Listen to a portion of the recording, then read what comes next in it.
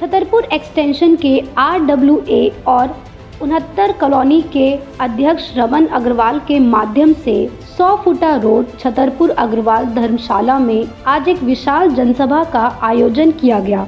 इस सभा में 69 अनधिकृत कॉलोनी को किस प्रकार से रिहा किया गया और कॉलोनियों के रहने वाले निवासियों को किस प्रकार से हक प्राप्त हो रहा है, इस संबंध में आज इस जनसभा में आलोचना हुई। सभी लोगों ने क्या कहा है इस पर ध्यान दें। आदरणीय 69 कॉलोनी के निवासी और उपस्थिति जन, अक्टूबर 2019 में सेंटर सरकार ने एक क्रांतिकारी कदम उठाते हुए 1797 अनधिकृत कॉलोनियों को घरों का अधिकार देने के लिए रेगुलेशन बनाया। इसमें से 66 कॉलोनियों को एफ्लुएंट बिना सर्वे और आधार के घोषित कर दिया गया है। परिवारों के घरों के निवासियों को एफ्लुएंट के आधार पर मना करना गैर कानूनी है। एफ्लुएंट श्रेणी को रेगुलेशन से हटना होना कोई औचित्य नहीं है। यदि फिर भी सरकार एफ्लुएंट छोटी श्रेणी को रखना चाहती है तो नए नामांकन से 1797 अनधिकृत कॉलोनियों के निवासियों को एफ्लुएंट के आधार पर सर्वे कराएं, क्योंकि कभी भी कॉलोनी एफ्लुएंट नहीं, इसमें रहने वाले लोग एफ्लुएंट हो सकते हैं और वह कोई भी अनधिकृत कॉलोनी में रह सकते हैं। और जब तक सर्वे पूरा ना हो तब तक प्रधानमंत्री उदय योजना को रोक ले। मार्च 22 में वह 1797 डेवलपमेंट नॉर्म्स 8वें नोटिफाइड किए गए अनाधिकृत कॉलोनियों के लिए। रेगुलेशन में सही से बताया गया है कि जो एफ्लुएंट रेजिडेंट्स को ज़्यादा और नॉन फ्लड को अपने कम सर्कल रेट को प्लॉट साइज से मल्टीप्लाई कर कैलकुलेट करता है, एफ्लुएंट श्रेणी को 66 कॉलोनियों को भी 1731 कॉलोनियों के रूप में शुरू कर दिया जाना चाहिए। इसके लिए हम अर्बन मिनिस्टर, लेफ्टिनेंट गवर्नर बहाना चाम हाइमन, DDA, planning commissioner, chairman PM Uday सबके पास गए पर कोई आशाजनक उत्तर नहीं मिला। सबका कहना है कि ऊपर से इशारा होगा तो कुछ घंटे में एफ्लुएंट श्रेणी समाप्त कर देंगे। 66 कॉलोनियों के निवासियों को भी घरों के पट्टे दे दिए जाएंगे। 69 कॉलोनियों के 3 लाख निवासियों के आदरणीय प्रधानमंत्री जी से निवेदन है कि रेगुलेशन में से एफ्लुएंट श्रेणी को समाप्त कर इन कॉलोनियों के निवासियों को भी नाम मात्र हक दे दिया जाए, जो कि एक मौलिक अधिकार है। बात ऊपर तक पहुँचे और ऊपर तक आप हमारी आवाज़ पहुँचाएं, जिससे प्रधानमंत्री जी हमारी बात को सुने। जब कानून बन गया तो एक छोटी सी लाइन हटानी है, एफ्लुएंट। यदि वो हटा दी जाए तो सबका काम हो जाता है और वो सभी कहते हैं कि आजकल हट जाएगी। हम चाहते हैं कि ये ना हो कि 5 साल 10 हम प्रधानमंत्री से थोड़ी दूरी पर रहते हैं और 10 साल और लग जाएं। तो हमारा यही एक आवेदन है, इसको जल्दी किया। लगता है कि हर साल चुनाव में सिर्फ आप लोगों को लगता है कि सिर्फ वोट बैंक के लिए इस्तेमाल किया जाता है, बाकी आप लोगों को भूल दिया गया?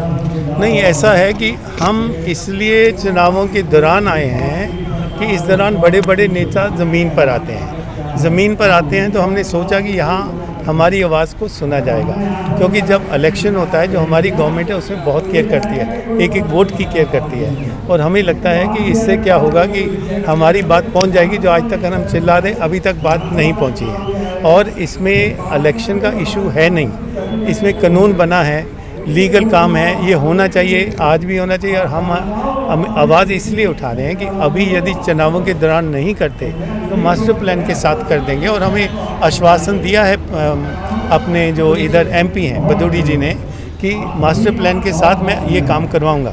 लेकिन बात है कि यदि वहाँ से स्लिप कर गए फिर तो हम गए, इसलिए हम जोर लगा रहे हैं कि होना चाहिए। देखिए, ये जो हमारी कॉलोनियों की जो आज का जनसभा आयोजित कर रहे हैं, ये छतरपुर एक्सटेंशन RWA इनिशिएट लिया है। 69 कॉलोनियों के एसोसिएशन के साथ में, श्री रमन अग्रवाल जी के साथ में हमारी प्लानिंग 2-3 महीने पहले से बन रहा था कि डेट डिसाइड नहीं हो रही थी। और हमारी उम्मीद थी कि जब तक हम अपनी आवाज़ नहीं उठाएंगे कोई हमारा सुनेगा नहीं। इसी बीच में दिल्ली की इलेक्शन आप सभी लोग जानते हैं, टाल मटोल होता रहा और हमारी प्लानिंग पूर्व प्लानिंग थी। लेकिन एक समय की फेर ये कि हमारी जो मीटिंग है आज की 13 नवंबर की, वो इस जो चुनाव प्रक्रिया के बीच में आ गया।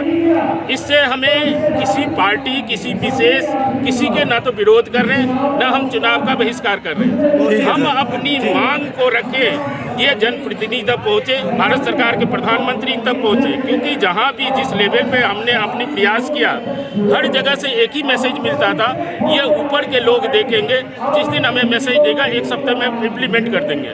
ये चुनाव में ना तो बहिष्कार कर रहे, ना किसी का विरोध। हम अपनी मांग को प्रशस्त करने के लिए सभी 69 कॉलोनियों को यहाँ बुलाया है कि एक सुर में ये आवाज़ उठाइए, अपनी लोगों की, अपनी निवासियों की आवाज़ को बुलंद कीजिए, जो माननीय प्रधानमंत्री तक पहुँचे और हमारे आवाज़ को सुने और लोगों को मालिकाना हक मिले।